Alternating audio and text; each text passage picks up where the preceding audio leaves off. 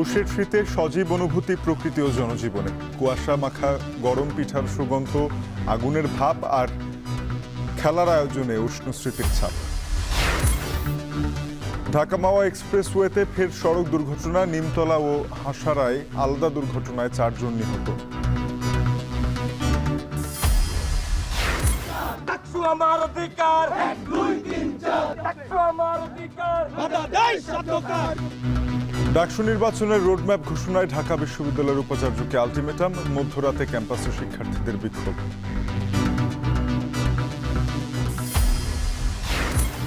রাশিয়ার গ্যাস সরবরাহ বন্ধে ইউরোপ জুড়ে জ্বালানি ও বিদ্যুতের দাম বাড়ার শঙ্কা। যুক্তরাষ্ট্র, নরওয়ে ও কাতারে বিকল্প মজুতের খোঁজ।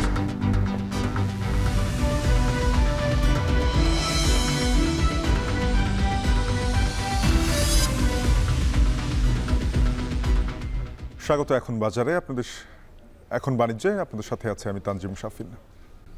পৌষের শীতের অনুভূতি নিয়ে আসে প্রকৃতি ও জনজীবনে। শীতের কুয়াশার চাদর, প্রাণ প্রকৃতির নীরবতায় সুরের গুঞ্জনে তৈরি হয় এক অনন্য আবহ। গরম পিঠার সুগন্ধ, আগুন জ্বালিয়ে ভাপ নেয়ার উষ্ণতা জীবনে যোগ করে এক সজীব অনুভূতি। পাড়ায় পাড়ায় ব্যাডমিন্টন খেলার উচ্ছ্বাসটাও শুরু হয় পৌষের শুরু থেকে। সব মিলিয়ে পৌষ যেন এক অনুভূতির ঋতু, যা প্রকৃতি ও মানুষের জীবনে রেখে যায় উষ্ণ স্মৃতির ছাপ।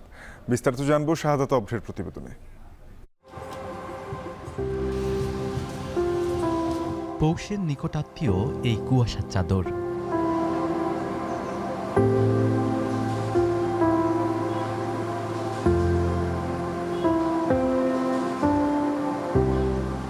গাছের শুকনো পাতাগুলো শীতের স্পর্শে কাঁপছে, তার মাঝেই ভেসে আসে সুরের গুঞ্জন। এটি যেন শীতকে উৎসবে রূপ দেওয়ার প্রয়াস।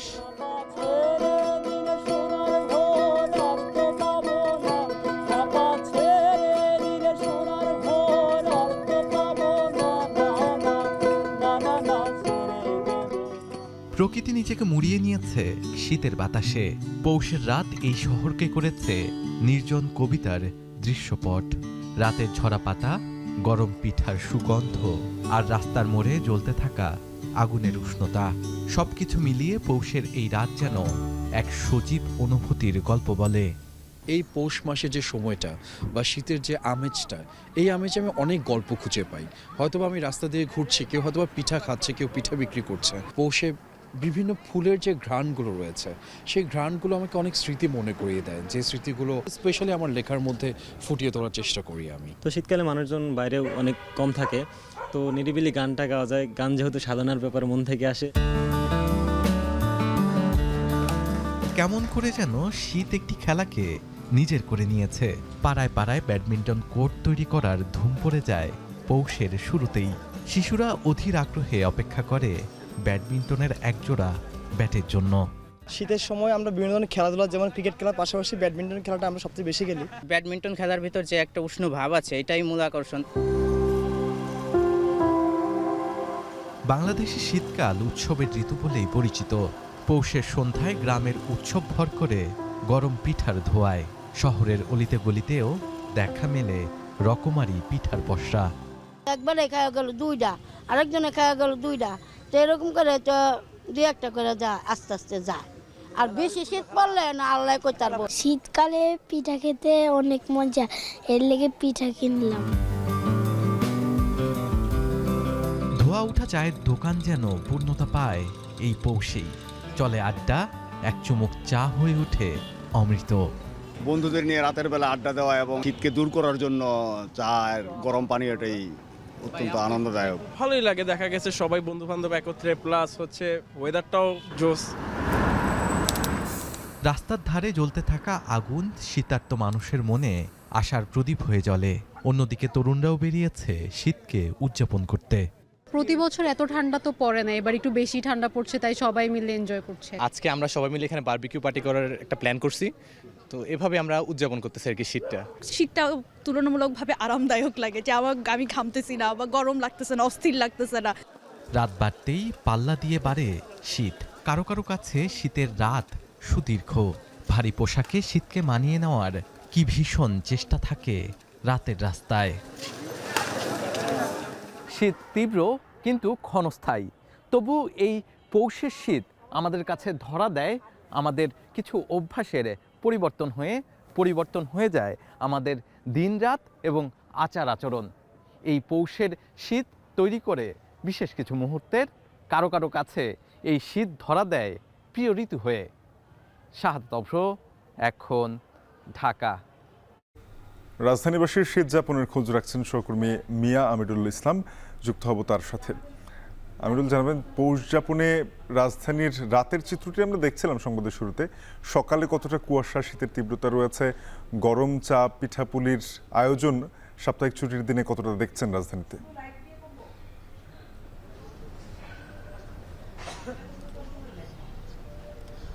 শাপিন, আমি সকাল থেকে রাজধানীর বিভিন্ন এলাকা প্রদক্ষিণ করছিলাম। যেমনটি দেখতে পেয়েছি, নগরবাসী আজকের যে ছুটির দিন শুক্রবার, সেই ছুটির দিন হওয়ার ফলে কিন্তু আমরা দেখেছি অনেকেই সকাল থেকেই বিভিন্ন পাড়া মহল্লায় পিঠাপুলির নানা আয়োজন আমরা দেখেছি। এবং নগরবাসী এই যে শীতকে তারা কিন্তু বেশ উদযাপনের মধ্য দিয়ে তারা পার করছে। আমরা বিভিন্ন মহল্লার বিভিন্ন দোকানগুলো দেখছিলাম যে চায়ের চুমুকে তারা আড্ডায় তারা মেতেছে এবং বিভিন্ন বয়সের মানুষ কিন্তু তারা শীতকে বরণ করে নেওয়ার জন্য তারা আমরা তাদেরকে বের হতে দেখেছি। আমরা রাজধানীর হাতিরঝিল, মিরপুর, মহাখালী থেকে শুরু করে রাজধানীর বিভিন্ন এলাকা আমরা ঘুরছিলাম। যেমনটি দেখেছি যে মানুষ কিন্তু এই যে পৌষের যে মাঝামাঝি যে অবস্থা, সেই অবস্থায় এসে শীত কিন্তু বেশ ভালোভাবে উপভোগ করছিল।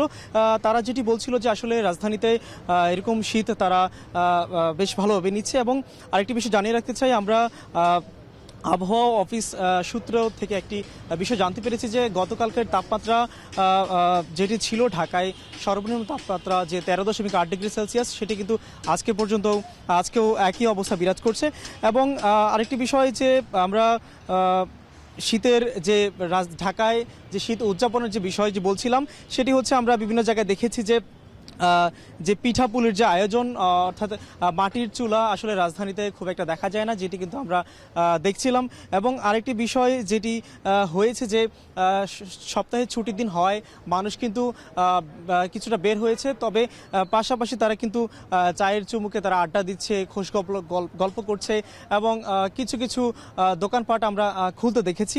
এবং বেলা বাড়ার সাথে সাথে আমরা যেটি লক্ষ্য করেছি যে মানুষের চলাচল কিছুটা বেড়েছে এবং মানুষের উপস্থিতি তো আমরা কিছুটা বেশি লক্ষ্য করছি।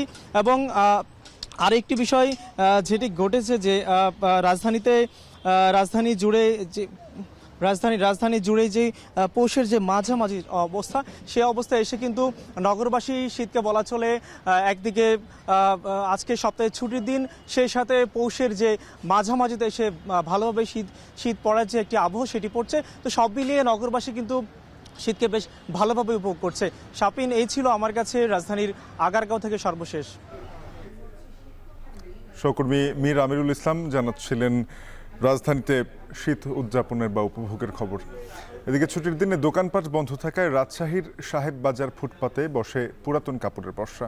শীত বাড়তে থাকায় বেড়েছে গরম কাপড়ের বেচাকেনাও। এ বিষয়ে বিস্তারিত জানাতে নগরীর সাহেব বাজার 0 পয়েন্ট থেকে যুক্ত হয়েছেন সহকর্মী রাকিবুল হাসান। রাকিবুল, জানাবেন এই বছর শীতের পোশাকের দাম কেমন, ছুটির দিনে বিক্রি কতটা বাড়ে?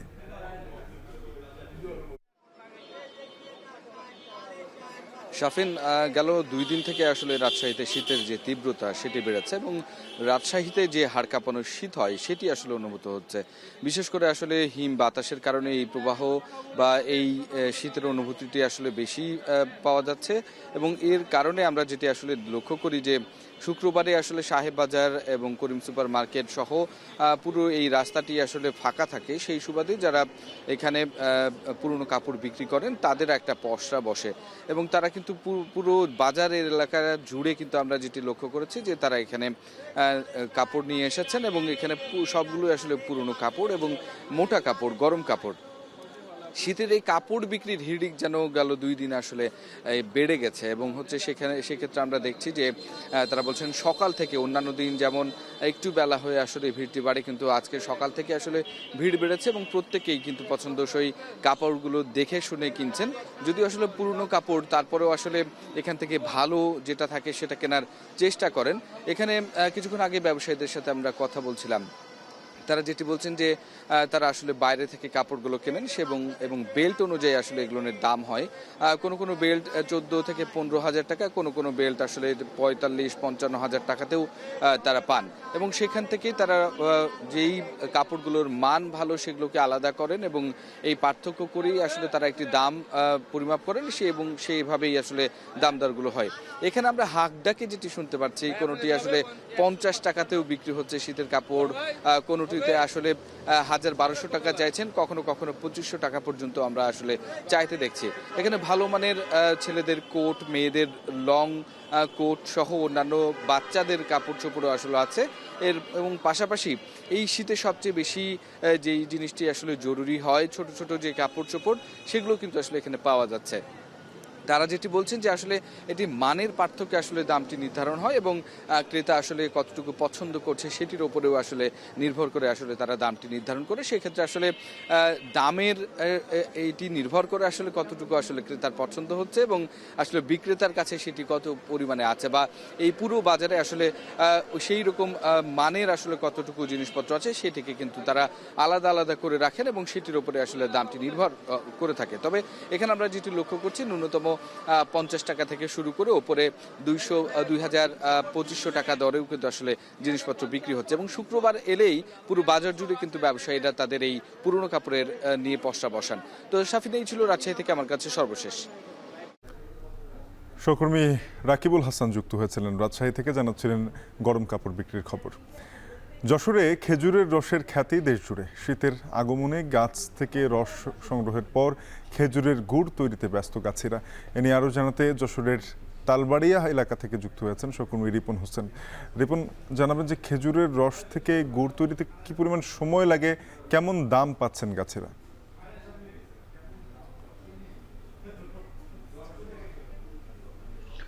দেখুন, এই আমি যেখানে রয়েছি তালবাড়ি এলাকায়, এখানে আমরা দেখেছি যে প্রায় 1 ঘন্টা লেগেছে এখানে যে 8 ঠেলা ভাঁড়ের যে রস রয়েছে সেটি প্রায় 1 থেকে 1.5 ঘন্টা সময় লেগেছে এই গুড়টি তৈরি করতে। এবং এই যদি রসের কথা বলি, 1 ভাঁড় রস তারা বিক্রি করছেন 300 টাকা থেকে 400 টাকা পর্যন্ত এবং যে গুড়টি তারা তৈরি করছেন, গুড় বিক্রি করছেন 300 টাকা থেকে 500 টাকা পর্যন্ত এবং পাটালি কিন্তু 400 থেকে 500 টাকার মধ্যে বিক্রি করছেন। আমরা গাছিদের সাথে কথা বলেছি, তারা বলছেন যে আগের মতো অর্থাৎ গেল বছরের মতো এখন রস সংগ্রহ সেটি কমে গেছে, গাছ থেকে রস কম হচ্ছে। পাশাপাশি যে জিনিসপত্রের দাম বেড়েছে, বিশেষ করে যে এই গুড় তৈরি করতে যে জিনিসপত্রগুলো লাগে তার দাম বেশির কারণে আসলে গুড়ের দামটি বৃদ্ধি পাচ্ছে। তবে তারা বলছেন যে এক্ষেত্রে তাদের কিছুটা হলেও লাভ হয় এবং আমরা দেখেছি যে যশোর জেলায় প্রায় 665 হেক্টর জমিতে 3,04,500 গাছ রয়েছে, সেখানে প্রায় গাছই রয়েছে 5,125 জন এবং এই যশোর জেলা থেকে 49,500 লিটার রস কিন্তু সংগ্রহ করে গাছিরা এবং এখান থেকে গুড় পাঠালি হয় প্রায় 3,040 টন। এই দাম যদি হিসাব করে বলা হয়, প্রায় 91,20,00,000 টাকার রস গুড় তারা বিক্রি করতে পারেন, এমনটি কিন্তু তারা আমাদের জানিয়েছেন। তবে দিন দিন গাছির সংখ্যা কমে যাওয়ার কারণে গাছ যে কাটা এবং এই রস সংগ্রহের সংখ্যাটি কিন্তু আমরা দেখছি যে দিন গেলেই কমে যাচ্ছে। পাশাপাশি যে বোরো ধান লাগানোর কারণে অনেক জমিতে পানি দিতে হয়, সেক্ষেত্রে যে গাছগুলো রয়েছে অনেক সময় আমরা দেখি যে গাছগুলো কাটা হয়, অনেক ইট ভাটায় এই গাছগুলো দেওয়ার কারণে দিন গেলে গাছের সংখ্যাও কিন্তু কমে যাচ্ছে, এমনটি জানিয়েছেন। তবে আশার কথা হচ্ছে যে বন বিভাগ তাদের পক্ষ থেকে বিভিন্ন স্থানে গাছ লাগানোর জন্য, খেজুর গাছ লাগানোর জন্য বিভিন্ন পরামর্শ দিচ্ছেন এবং তারা গাছ লাগাচ্ছেন। তো এই ছিল এখান থেকে আমার কাছে সর্বশেষ। শাকিল।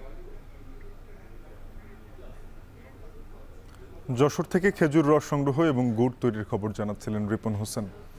শীতে বাড়িতে পিঠা তৈরি করেন অনেকে, আবার বাজারেও বিক্রি হয় পিঠাপুলি। এজন্য আতপসহ বিভিন্ন রকমের চালের চাহিদা বাড়ে এ সময়। মোহাম্মদপুর কৃষি মার্কেটে এই খবর রাখছেন সহকর্মী রাব্বি হোসেন, যুক্ত হব তার সাথে। রাব্বি, জানাবেন পিঠাপুলি তৈরিতে যেসব চালের ব্যবহার রয়েছে বা আরও যেসব উপাদান অনুষঙ্গগুলো রয়েছে সেগুলোর চাহিদা কেমন বেড়েছে বাজারে, দরদাম কেমন জানাবেন?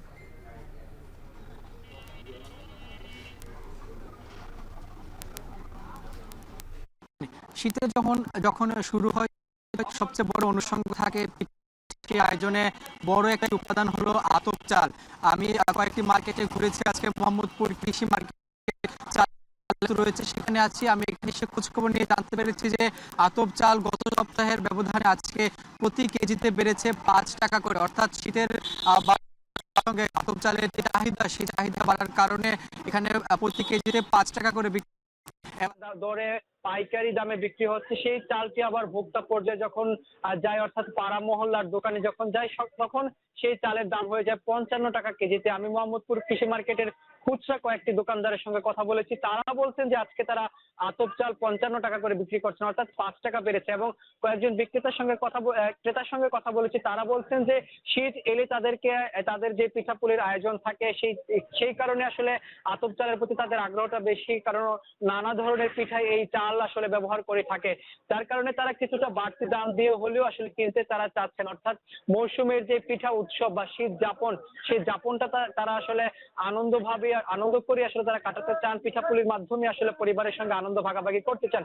যদিও আসলে দাম বেড়েছে, এখানে ব্যবসায়ীরা বলছেন যে মিল পর্যায়ে দামটা বাড়ার কারণে তাদের এই ভোক্তা পর্যায়ে আসলে দাম বৃদ্ধি পেয়েছে, এবং তাদেরকে মিল পর্যায়ে থেকে আসলে বলা হচ্ছে যে চালের বা ধানের যেই সংগ্রহ বা ধানের যে ভাঙার কার, সেটি আসলে দাম বেড়েছে। বিভিন্ন কারণে আসলে এই ভোক্তা পর্যায়ে সেই দামের প্রভাবটা পড়ছেন বলে এখানকার যারা পাইকারি বিক্রেতা রয়েছেন তারা বলছেন। এবং বস্তা প্রতি 200 থেকে 250 টাকা দাম বাড়ার কারণে প্রতি কেজিতে আসলে 5 টাকা করে বেড়েছে, এবং কোথাও কোথাও আবার 5 থেকে 6 টাকাও বেড়েছে। শুধু যে আতপ চালের দাম বেড়েছে আসলে তেমনটা না, অন্যান্য চাল যারা মিনিগেট চাল রয়েছে, নাজির শাল রয়েছে, পাইজাম চাল রয়েছে, সব ধরনের চালেরই কিন্তু দাম বেড়েছে। অর্থাৎ একদিকে সবজির দাম কমছে, অন্যদিকে চালের কিন্তু দাম বেড়েছে, অর্থাৎ একদিকে সবজির দাম কমছে, তাদের মাঝে আসলে অস্বস্তি আমরা দেখতে পাচ্ছি। এই ছিল মোহাম্মদপুর কৃষি মার্কেট থেকে আমার কাছে সবশেষ খবর। আতপ সহ বিভিন্ন চালের দরদাম নিয়ে জানাচ্ছিলেন সহকর্মী রাব্বি হোসেন। আগামী 72 ঘন্টার মধ্যে ডাকসু নির্বাচনের রোডম্যাপ ঘোষণা করতে ঢাকা বিশ্ববিদ্যালয়ের উপাচার্যকে আলটিমেটাম দিয়েছেন শিক্ষার্থীরা। তারা বলেছেন ডাকসু নির্বাচন বানচাল করতে অপচেষ্টা চলছে, যা মোকাবেলায় প্রস্তুত আছে শিক্ষার্থীরা। বিস্তারিত আসিফ ইকবালের প্রতিবেদনে। দীর্ঘ 28 বছর অচল থাকার পর 2019 সালে নির্বাচনের মাধ্যমে সচল হয় ঢাকা বিশ্ববিদ্যালয়ের কেন্দ্রীয় ছাত্র সংসদ ডাকসু। এরপর পেরিয়ে গেছে 6টি বছর। শিক্ষার্থীদের দাবি থাকলেও বিগত আওয়ামী লীগ সরকারের ছাত্র সংগঠন ও সে সময়ের বিশ্ববিদ্যালয় কর্তৃপক্ষের উদাসীনতায় হয়নি আর কোনো নির্বাচন। গত 5ই আগস্ট হাসিনা সরকারের পতনের পর থেকেই জোরালো হয় ছাত্র সংসদ নির্বাচনের দাবি। তবে এই নির্বাচনের সময় নিয়ে ছাত্রদের মধ্যে রয়েছে মতবিরোধ। শিক্ষার্থীদের একটি অংশ দ্রুত ছাত্র সংসদ নির্বাচন চাইলেও ছাত্রদল সহ কয়েকটি সংগঠন বলছে ডাকসু নির্বাচনে আরেকটু সময় দরকার। এসব আলোচনার মধ্যেই ডাকসু নির্বাচন নিয়ে ফের উত্তপ্ত ঢাকা বিশ্ববিদ্যালয়। সিন্ডিকেট সভায় দ্রুত ডাকসু নির্বাচনের ব্যাপারে আলোচনা উঠলে এর বিরোধিতা আসায় তাৎক্ষণিক প্রতিক্রিয়া জানায় শিক্ষার্থীরা। আমরা এখানে দাঁড়িয়েছি ডাকসু আন্দোলনের জন্য। বৃহস্পতিবার মধ্যরাতে ক্যাম্পাসে বিক্ষোভ করে ডাকসু নির্বাচনের রোডম্যাপ দিতে 72 ঘন্টার আলটিমেটাম দেয় ঢাকা বিশ্ববিদ্যালয়ের উপাচার্যকে। অতি দ্রুত সময়ের মধ্যে ভাইস চ্যান্সেলর স্যারকে মেরুদণ্ড সোজা রেখে তাকে রোডম্যাপ ঘোষণা করতে হবে, এবং তার সময়সীমা 72 ঘন্টা মাত্র। 72 ঘন্টার মধ্যে যদি রোডম্যাপ ঘোষণা করা না হয় তাহলে কঠোর থেকে কঠোরতর আন্দোলনে আমরা যাব। শিক্ষার্থীরা অভিযোগ করেন ডাকসু নির্বাচন বানচাল করতে একটি গোষ্ঠী ষড়যন্ত্র করছে। বলেন যে কোনো ষড়যন্ত্র মোকাবেলা করতে প্রস্তুত আছেন তারা। ডাকসুর রোডম্যাপ চাই এবং অতি দ্রুত ডাকসুকে বাস্তবায়ন করার জন্য যা যা পদক্ষেপ নিতে হয় প্রশাসনকে সেটা অতি দ্রুত সময়ের মধ্যে নিতে হবে। বাধা দেয় শব্দকার, ডাকসু আমার অধিকার, ডাকসু আমার অধিকার, বাধা দেয় শব্দকার। দ্রুততম সময়ের মধ্যে রোডম্যাপ ঘোষণা না করলে কঠোর কর্মসূচির হুঁশিয়ারি দেন শিক্ষার্থীরা। আসিফ ইকবাল খান, এখন, ঢাকা। ভোরে ঢাকা মাওয়া এক্সপ্রেসওয়েতে নিমতলা ও হাসাড়ায় আলাদা দুর্ঘটনায় 4 জন নিহত হয়েছেন। এই মুহূর্তে হাসাড়া থানায় আছেন সহকর্মী রকিবুল রাহাত, যুক্ত হব তার সাথে। রাহাত, দুটি দুর্ঘটনা কিভাবে হলো, কুয়াশার কারণে কিনা পুলিশ বা প্রত্যক্ষদর্শীরা কি জানাচ্ছে? শাফিন, আমি যদি আপনাকে এখন যেখানে দাঁড়িয়ে আছি সেখানকার বর্ণনা দেই, আমরা টের পাচ্ছি যে কুয়াশা সেটি কিন্তু বৃষ্টির মতো করে ইতোমধ্যে ঝরছে এবং কিছুক্ষণ আগেই আমার এই যে হাসারা থানার যিনি ওসি রয়েছেন তার সঙ্গে কথা হয়েছেন, তিনি বলেছেন যে ভোর রাতের দিকে এখানে প্রচণ্ড কুয়াশা ছিল, যার কারণে কিন্তু আলাদা আলাদা দুইটি সড়ক দুর্ঘটনা হতে পারে বলে তিনি আমাদেরকে জানিয়েছেন এবং এর একটি দুর্ঘটনা হয়েছে এই ঢাকা-মাওয়া এক্সপ্রেসওয়ের নিমতলাতে। সেখানে এই মুহূর্তে যে মিনি বাসটি দেখা যাচ্ছে, এই মিনি বাসটি সেটি একটি দাঁড়িয়ে থাকা কাভার্ড ভ্যানকে পেছন থেকে ধাক্কা দেয় এবং এই বাসটিতে 10 থেকে 12 জনের মতো যাত্রী ছিল বলে কিন্তু আমাদেরকে জানিয়েছে পুলিশ। এবং সেখানের এই বাসটির অর্থাৎ এই মিনি বাসের হেল্পার এবং একজন যাত্রী এই দুইজন মারা যান এবং আরেকটি দুর্ঘটনা ঘটেছে, সেটি এই হাসারায়, সেটি মাওয়া থেকে ঢাকামুখী একটি গাড়ি, সেটিকে কিন্তু পেছন দিক থেকে একটি বাস সজোরে ধাক্কা দেয়, কুয়াশায় দেখতে না পেয়ে সেখানে আরো দুইজন নিহত হবার খবর পেয়েছি আমরা। এবং এই এখন যে গাড়িটি দেখা যাচ্ছে, এই গাড়িটির কিন্তু এত জোরে সেটি কাভার্ড ভ্যানকে ধাক্কা দেয় যে সেটির ছাদ যেটি রয়েছে সেই ছাদ দূরে ছিটকে গিয়ে পড়ে এবং সেই ছাদের একটি অংশ কিন্তু আমরা দেখছি যে এই ঠিক থানার সামনে নিয়ে আসা হয়েছে এবং শ্রীনগর যে স্বাস্থ্য কমপ্লেক্স রয়েছে, শ্রীনগর স্বাস্থ্য কমপ্লেক্সে কিন্তু বেশ কয়েকজনকে ভর্তি করা হয়েছে। পুলিশ বলছে যে শ্রীনগর স্বাস্থ্য কমপ্লেক্সে যে 5 জনকে ভর্তি করা হয়েছে তাদের কয়েকজনের অবস্থাই আশঙ্কাজনক এবং পরবর্তীতে যে দুর্ঘটনাটি ঘটেছে অর্থাৎ হাসারায় যে দুর্ঘটনাটি ঘটেছে সেই দুর্ঘটনায়ও কিন্তু বেশ কয়েকজন আহত হয়ে হাসপাতালে ভর্তি হয়েছে বলে আমাদেরকে জানানো হয়েছে থানা স্বাস্থ্য কমপ্লেক্স যেটি রয়েছে সেখান থেকে। এবং এখানে যারা প্রত্যক্ষদর্শী রয়েছেন তারা বলছেন যে মোটামুটি সন্ধ্যার পর থেকেই কিন্তু এই ঢাকা-মাওয়া এক্সপ্রেসওয়েতে প্রচণ্ড পরিমাণে কুয়াশা পড়ে এবং একই সঙ্গে যেহেতু কয়েকদিন ধরে সূর্যের দেখা নেই, সেক্ষেত্রে কিন্তু আমরা এখনও দেখছি যে এই এক্সপ্রেসওয়েতে কিন্তু কুয়াশার বেশ দাপট রয়েছে। সেক্ষেত্রে যারা চালক রয়েছেন সেই চালকরা যেন সড়কের চলাচলের যে নিয়ম নীতি রয়েছে সেটি আরও ভালোভাবে মেনে চলে এবং তারা যেন যতটুকু সম্ভব যেন ধীর গতিতে এবং সাবধানতার সহিত যেন গাড়িতে চলাচল করে সেই আহ্বান বা সেই অনুরোধ কিন্তু করছে এই সংশ্লিষ্ট যারা রয়েছেন তারা। এই ছিল ঢাকা-মাওয়া এক্সপ্রেসওয়ে থেকে আমার কাছে সবশেষ। শাফিন, ভোরে ঢাকা-মাওয়া এক্সপ্রেসওয়েতে দুটি পৃথক দুর্ঘটনা ঘটে যেখানে 4 জনের প্রাণহানি হয়, এ নিয়ে জানাচ্ছিলেন সহকর্মী রকিবুল রাহাত। উদ্বোধনের 13 মাস পর আজ থেকে টোলের আওতায় আসছে চট্টগ্রামের প্রথম এলিভেটেড এক্সপ্রেসওয়ে। 10 ধরনের গাড়ি চলাচলের সুযোগ রেখে টোলের হার চূড়ান্ত করেছে নগর উন্নয়ন কর্তৃপক্ষ। গৃহায়ন ও গণপূর্ত মন্ত্রণালয়ের উপদেষ্টা আদিলুর রহমান এই টোল কার্যক্রমের উদ্বোধন করবেন। এ বিষয়ে বিস্তারিত জানাতে এলিভেটেড এক্সপ্রেসওয়ের পতেঙ্গা প্রান্ত থেকে যুক্ত হয়েছেন সহকর্মী ফয়সাল করিম। ফয়সাল, জানাবেন যে উদ্বোধনের পর টোল নির্ধারণে এত দেরি কেন? কোন কোন ধরনের যানবাহন চলাচলের অনুমতি পেয়েছে?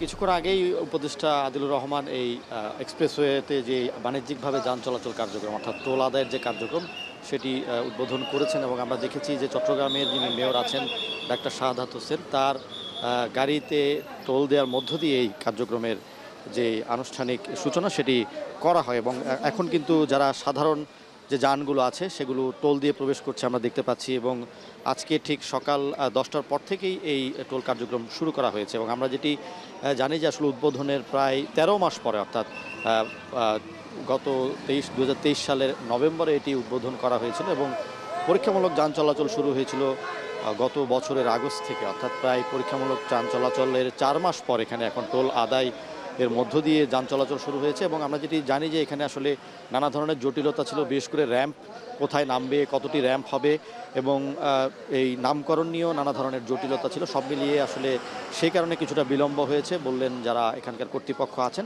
এবং কিছুক্ষণ আগে উপদেষ্টা আদিলুর রহমান ঘোষণা দিয়েছেন যে এই উড়াল সড়কটি অর্থাৎ এক্সপ্রেসওয়েটির নামকরণ করা হয়েছে চট্টগ্রামের জুলাই গণঅভ্যুত্থানের প্রথম শহীদ ওয়াসিম আকরামের নামে এবং আমরা দেখেছি যে ফলকে তার নাম ঠাঁই পাচ্ছে এবং সেই জুলাই অভ্যুত্থানের যেই চেতনা সেটিকে মূলত পরবর্তী প্রজন্মের কাছে ছড়িয়ে দেওয়ার জন্যই এটি নামকরণ করা হয়েছে বলে তারা দাবি করছেন এবং আমরা দেখছি যে আসলে বেশ উৎসাহ উদ্দীপনা নিয়েই এখানে যান চলাচল শুরু হয়েছে এবং সাধারণ মানুষের মধ্যে এক ধরনের আগ্রহ আছে। তারা প্রথমবারের মতো চট্টগ্রামের যে প্রথম এলিভেটেড এক্সপ্রেসওয়ে প্রায় 15 কিলোমিটারের যেই উড়াল সড়কটি আছে সেটিতে তারা যান টোল দিয়ে এখানে প্রবেশ করছেন এবং আমরা যেটি জানি যে আসলে এখানে সর্বনিম্ন ফি ধরা হয়েছে 30 টাকা, যেটি প্রযোজ্য হবে সিএনজি বা অটো যেই 3 চাকার বাহন আছে সেগুলোর ক্ষেত্রে। এছাড়া প্রাইভেট কারের ক্ষেত্রে 80 টাকা, মাইক্রোবাসের ক্ষেত্রে 100 টাকা চার্জ নির্ধারণ করেছে এবং সর্বোচ্চ যে টোল সেটি 450 টাকা নির্ধারণ করা হবে এবং এক্ষেত্রে কিন্তু এই এক্সপ্রেসওয়ে ব্যবহার করতে পারবে না মোটরসাইকেল কিংবা বড় যে ভারী ট্রেলার আছে সেগুলো। শাবিন। চট্টগ্রাম এলিভেটেড এক্সপ্রেসওয়ের টোল হার নির্ধারণের বিস্তারিত জানাচ্ছিলেন সহকর্মী ফয়সাল করিম। অতিথি পাখি সংরক্ষণে গণসচেতনতা বাড়তে প্রতি বছরের মতো এবছরও জাহাঙ্গীরনগর বিশ্ববিদ্যালয়ের প্রাণীবিদ্যা বিভাগ আয়োজন করেছে পাখি মেলা 2025। মেলা প্রাঙ্গণ থেকে বিস্তারিত জানিয়েছেন সহকর্মী হুমায়ুন কবির। আমি এই মুহূর্তে রয়েছি জাহাঙ্গীরনগর বিশ্ববিদ্যালয়ের জহির রায়হান মিলনায়তনের সামনে। প্রতি বছর যেখানে পাখি মেলার আয়োজন করে বিশ্ববিদ্যালয়টির প্রাণীবিদ্যা বিভাগ, সেই মেলা প্রাঙ্গণ থেকেই আপনার সাথে যুক্ত হয়েছি। দেখানোর চেষ্টা করব মেলার যে সর্বশেষ অবস্থা। আপনারা দেখছেন যে মেলায় কিন্তু আসলে বিভিন্ন স্টল দেওয়া হয়েছে এবং মেলায় পাখিদের যে আর্টিফিশিয়াল পাখিও কিন্তু রাখা হয়েছে এবং পাশাপাশি পাখি ধরার ফাঁদ, যেসব ফাঁদগুলো বিভিন্ন অসময় জব্দ করা হয়েছে সেসব ফাঁদগুলোও কিন্তু এই মেলাতে আমরা দেখেছি সংরক্ষণ করা হয়েছে এবং অ্যাওয়ারনেস কিন্তু সৃষ্টি করা হচ্ছে যে যাতে মানুষ পাখিদেরকে বিরক্ত না করে, পাখি না ধরে, এবং সেসব কারণে কিন্তু এইসব অ্যাওয়ারনেস সৃষ্টি করা হচ্ছে যাতে পাখিদের নিরাপদ আশ্রয় নিশ্চিত করা হয়। সেই লক্ষ্যেই কিন্তু জাহাঙ্গীরনগর বিশ্ববিদ্যালয়ের প্রাণীবিদ্যা বিভাগ প্রতি বছর পাখি মেলার আয়োজন করে থাকে। এবারও কিন্তু সেই মেলার আয়োজন করা হয়েছে এবং কিছুক্ষণের মধ্যেই কিন্তু বিশ্ববিদ্যালয়টির উপাচার্য তিনি কিন্তু এই পাখি মেলার উদ্বোধন করবেন। বিশ্ববিদ্যালয়ের পাখি মেলা হিলির মাধবপাড়ায় বসেছে অস্থায়ী পাইকারি আলুর হাট। উঠতে শুরু করেছে আগাম জাতের আলুর। প্রতিদিন আলু বিক্রি হচ্ছে 1.5 থেকে 2,000 মণ। এখানে অস্থায়ী এই হাটে কর্মসংস্থানের সৃষ্টি হয়েছে স্থানীয় অনেক বেকার মানুষের। সোহেল রান্নার প্রতিবেদন থাকছে বিস্তারিত। দিনাজপুরের বিরামপুর ও হিলি দিয়ে বয়ে গেছে ছোট যমুনা নদী, আর এই নদী চরে প্রতি বছরে চাষ হয় আগাম জাতের আলু। এসব আলু আগাম ওঠায় মাধবপাড়া এলাকায় গড়ে উঠেছে অস্থায়ী পাইকারি আলুর হাট, যেখানে কৃষক সরাসরি তাদের উৎপাদিত আলু বিক্রি করতে পারছেন পাইকারদের কাছে। গুনতে হয় না ইজারার টাকা। প্রতি বিঘা আলু চাষে 40 থেকে 50,000 টাকা খরচে ফলন হয় 50 থেকে 60 মণ। প্রতি মণ আলু 2,000 থেকে 2,600 টাকায় বিক্রি হওয়ায় প্রতি বিঘায় লাভ থাকছে 40 থেকে 50,000 টাকা। দাম ভালো পাওয়ায় খুশি কৃষকরা। এই অস্থায়ী হাটে কর্মসংস্থানের সুযোগ হয়েছে স্থানীয় বেকার তরুণদের। আমরা প্রতিদিন প্রায় 40-50 জন মিলে লেবারিগিরি করি। এখানে আমরা হাজরা পাই 800, 900, 1000 পর্যন্ত পাই। তাতে সংসারটা আমাদের ভালো মতন চলে। এবারে আমরা আলু লাগাইছি, মোটামুটি ফলন খুব ভালো পাইছি। বিঘাকে 80,000, 90,000 টাকা বিক্রি হচ্ছে। আলুটা মনে করেন এখানে 2200, 2100 টাকা বেচা কিনা হচ্ছে, আর রোমানা হলো 2600, 2700 এর ভিতরেই বেচা কিনা হচ্ছে। এদিকে আলুর মান ভালো হওয়ায় দক্ষিণাঞ্চলের বিভিন্ন জেলা থেকে পাইকাররা আসছেন এ হাটে। প্রতিদিন প্রায় 10 থেকে 15 টাকা আলু যাচ্ছে দেশের বিভিন্ন স্থানে। আমি পলাশবাড়ি থেকে আসছি। এখানে আগাম আলু উঠানো হয়। আমাদের ওইখানে আরো আলু উঠাতে আরো 10-15 দিন সময় লাগবে, সেই জন্য আমরা এখানে নিতে আসছি। আমরা নাটোর থেকে এখানে আসছি আলু কেনার জন্য। প্রতিদিন দেখা যাচ্ছে আমাদের 70 দোকানে 140 বস্তা হয়, কোনোদিন 150 বস্তা হয়। আবহাওয়া ভালো থাকায় এবং দাম ভালো পাওয়ায় আসলে কৃষকরা খুবই খুশি এবং আমাদের কৃষি বিভাগে যে প্রচারণাগুলো সেগুলো অব্যাহত রয়েছে। আমাদের ব্লক পর্যায়ে যে সহকারী কৃষি কর্মকর্তাগণ আছেন ওনারা সার্বক্ষণিক কৃষক ভাইদের পরামর্শ দিচ্ছেন। অস্থায়ী আলুর হাটটি চলবে 1 মাস ব্যাপী, যেখানে আলু বিক্রি হবে 15 থেকে 20 কোটি টাকার মতো। সোহেল রানা, এখন হিলি। এবারে দেশের বাইরের খবর। রাতারাতি তরল গ্যাসের সংকট মোকাবেলা নয়, বরং চড়া দামে গ্যাস মজুত করাই এই মুহূর্তে ইউরোপের দেশগুলোর জন্য বড় চ্যালেঞ্জ বলে মনে করেন বাজার বিশ্লেষকরা। গেল বুধবার ইউক্রেন হয়ে ইউরোপের দেশগুলোতে রাশিয়ার গ্যাস সরবরাহের চুক্তি নবায়নে ব্যর্থ হয়ে মস্কো। এতে করে ইউরোপে জ্বালানি ও বিদ্যুতের দাম বাড়ার আশঙ্কা সৃষ্টি হলেও বিশেষজ্ঞরা বলছেন ইউক্রেন রাশিয়ার এই চুক্তি যে ভঙ্গ হবে তা আগে থেকেই জানত ইউরোপীয় ইউনিয়ন। বিস্তারিত থাকছে সতীর্থ কর্মকারের প্রতিবেদনে। 1991 সাল থেকে ইউক্রেনের পাইপলাইন ব্যবহার করে ইউরোপের দেশগুলোতে তুলনামূলক সস্তা দামে গ্যাস সরবরাহ করত রাশিয়া। মস্কো আর কিয়েভের মধ্যে 5 বছরের গ্যাস ট্রানজিটের যে চুক্তি হয়েছিল, নতুন বছরের প্রথম দিন থেকে তা অকেজো হয়েছে। চুক্তি নবায়নে ব্যর্থ ইউক্রেনীয় নাফটোগ্যাস আর রুশ এনার্জি কর্পোরেশন গ্যাসপ্রম।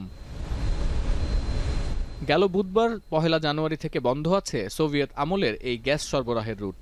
যদিও রয়টার্স বলছে হাঙ্গেরি, সার্বিয়া ও তুরস্কের মধ্যে দিয়ে তুর্ক স্ট্রিম পাইপলাইন ব্যবহার করে গ্যাস সরবরাহ অব্যাহত রাখার সুযোগ আছে মস্কোর। মস্কো থেকে সস্তায় গ্যাস কিনতে না পারলে আবারও ইউরোপীয় দেশগুলো বড় ধাক্কা খাবে। আন্তর্জাতিক গণমাধ্যমের এই ন্যারেটিভের সাথে পুরোপুরি একমত নন বাজার বিশ্লেষকরা। তাদের মতে হাঙ্গেরি, স্লোভাকিয়া, অস্ট্রিয়া বা ইতালির মতো কিছু দেশ মস্কোর গ্যাসের ওপর নির্ভরশীল হলেও কিয়েভ যেই চুক্তি নবায়ন করবে না সেটা ইউরোপের কর্তা ব্যক্তিরা আগে থেকেই জানতেন। Plus they also knew this was coming and they have built up stocks, supplies. So this is not going to be a dramatic impact right now, but it means they are still scrambling around for alternative sources. The alternative sources are more expensive. আন্তর্জাতিক সম্পর্ক বিশেষজ্ঞদের পর্যবেক্ষণের ভিত্তিতে Canadian গণমাধ্যম CTV news জানায়, তরল গ্যাসের মজুদ বাড়াতে বিগত কয়েক বছরে প্রচুর বিনিয়োগ করেছে যুক্তরাষ্ট্র। মধ্যপ্রাচ্যের দেশগুলো ইউরোপের জন্য গ্যাসের গুরুত্বপূর্ণ উৎস হয়ে উঠতে পারে।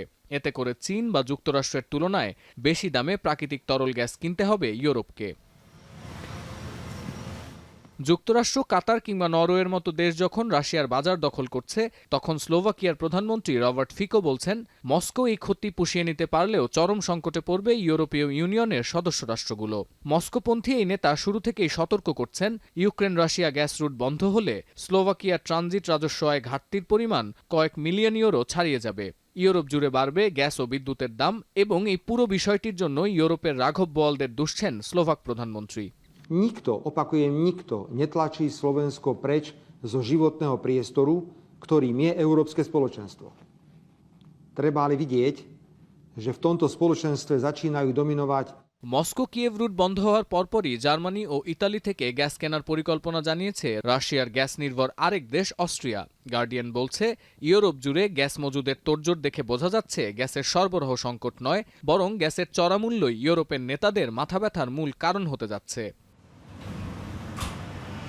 গেল 2024 সালের জানুয়ারি থেকে নভেম্বর পর্যন্ত ইউরোপে 5,000 কোটি বা 50 বিলিয়ন কিউবিক মিটার পাইপলাইনজাত ও তরল গ্যাস সরবরাহ করেছে রাশিয়া। ক্রেমলিন জানাচ্ছে 2023-এর তুলনায় যা 18 থেকে 20% বেশি। যদিও 2022 সালের ফেব্রুয়ারিতে ইউক্রেনে রুশ আগ্রাসন শুরুর পর ইউরোপ জুড়ে গ্যাস কেনার তোড়জোড় শুরু হয়েছিল। কারণ 2022-এর তুলনায় 2023-এ ইউরোপের দেশগুলোতে 55% বেশি তরল গ্যাস বিক্রি করে মস্কো। সতীর্থ কর্মকার, এখন বিশ্ব।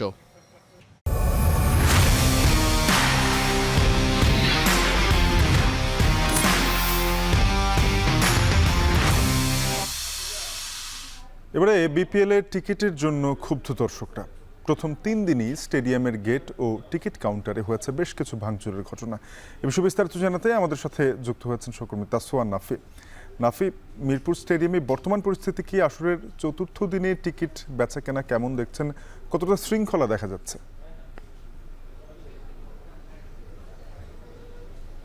আজকে টিকিট বেচাকেনা যেটা লক্ষ্য করা যাচ্ছে, সকাল থেকেই বেশ লম্বা লাইন হয়েছে এবং মিরপুর 10 এবং মিরপুর 2-এর দিকে যে লাইনটা হয়েছে, দুটি লাইনে করে টিকিট নিচ্ছে দর্শকরা এবং সুইমিং পুলের পাশে ইনডোর স্টেডিয়ামে লাগোয়া যে গেটটি রয়েছে মিরপুর শেরেবাংলা স্টেডিয়ামে, সেই জায়গাতে টিকিট বুথে আজকে টিকিট দেওয়া হচ্ছে। আজকে কোথাও অন্যান্য যে কর্পোরেট ব্যাংকে যার সাথে চুক্তি ছিল বিসিবির, সেখানে কোনো টিকিট দেওয়া হচ্ছে না। আজকে সব টিকিট এই বুথ থেকে দেওয়া হবে এবং গতকালকে যে পরিস্থিতি ছিল, আজকে সেই পরিস্থিতি যাতে আবারও না হয় সেই জন্য বিশেষ নিরাপত্তা ব্যবস্থা এখানে দেখা যাচ্ছে। পুলিশ রয়েছে এবং আমরা দেখেছি সেনাবাহিনীও রয়েছে স্টেডিয়ামের ভিতরে এবং দর্শকরা যেটা আশঙ্কা করছে, তারা এখানে যে পরিমাণ দর্শক এখানে উপস্থিত হয়েছেন সেই পরিমাণের টিকিট তারা পাবেন কিনা এবং ভোর 6টা থেকে অনেকে ঢাকার বাইরে থেকে এসেছেন, তারা যে কথাটা বলছেন লাইনটা খুব ধীর গতিতে এগোচ্ছে এবং সে কারণে তারা টিকিট পাবে কিনা এখনো তারা অনেকটা শঙ্কায় রয়েছে। এবং আজকে দুটি ম্যাচ রয়েছে, দুপুর 2টায় প্রথম ম্যাচ হবে এবং সন্ধ্যা 7:30টায় দ্বিতীয় ম্যাচ হবে। এই দুটি ম্যাচের টিকিট এখন দেওয়া হচ্ছে। আমি যেহেতু যারা টিকিট পেয়েছে তাদেরকে জিজ্ঞেস করে যতটুকু জানতে পারলাম যে এখন 200 টাকা এবং 350 টাকা যে টিকিটই চাচ্ছে সেই টিকিটই দেওয়া হচ্ছে। আরেকটা বিষয় জানিয়ে রাখতে চাই, এখানে সতর্কতামূলক অবস্থানে যেহেতু টিকিট কালোবাজির একটা অভিযোগ উঠেছে, সেটা যাতে না হয় সেজন্য নারীদের যে লাইনটা রয়েছে সেটা আপাতত এখানে দেওয়া হচ্ছে না। কারণ অনেক সময় যেহেতু নারী দর্শক সংখ্যাটা কিছুটা কম আসে, তাদেরকে দিয়ে এটা কালোবাজারি চক্র এই জায়গাটায় ব্যবহার করে টিকিট কালোবাজারি করার জন্য। সেই জায়গা থেকে নারীদেরকে টিকিট দেওয়ার ক্ষেত্রে বেশ সতর্কতামূলক অবস্থানে রয়েছে এবং অনেকেই কয়েকবার করে টিকিট তারা কিনে থাকে, এরকম একটা অভিযোগ পাওয়া গেছে যারা টিকিট কিনতে আসে।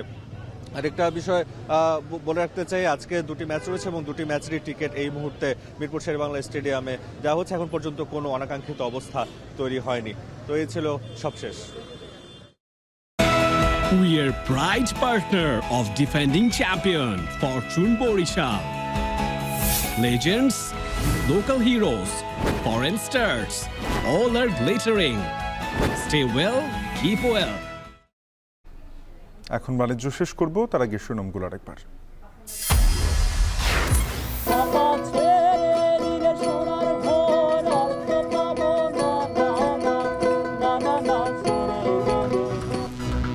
পৌষের শীতের সজীব অনুভূতি ও প্রকৃতি ও জনজীবনে কুয়াশা মাখা গরম পিঠার সুগন্ধ, আগুনের ভাপ আর খেলার আয়োজনে উষ্ণ স্মৃতির ছাপ।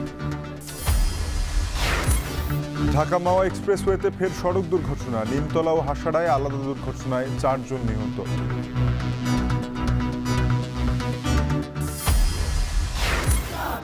আমার অধিকার 1 2 3 4 আমার অধিকার বাধা দেয় সরকার। ডাকসু নির্বাচনের রোডম্যাপ ঘোষণায় ঢাকা বিশ্ববিদ্যালয়ের উপাচার্যকে আলটিমেটাম, মধ্যরাতে ক্যাম্পাসে শিক্ষার্থীদের বিক্ষোভ। রাশিয়ার গ্যাস সরবরাহ বন্ধে ইউরোপ জুড়ে জ্বালানি ও বিদ্যুতের দাম বাড়ার আশঙ্কা, যুক্তরাষ্ট্র, নরওয়ে ও কাতার বিকল্প মজুতের খোঁজে। এ ছিল এখন বাণিজ্যে। এখন টেলিভিশনের ওয়েবসাইট দেখতে ভিজিট করুন www.ekhon.tv। যুক্ত থাকুন ফেসবুকে facebook.com/tv.ekhon এবং ইউটিউবে youtube.com/c/ekhon tv।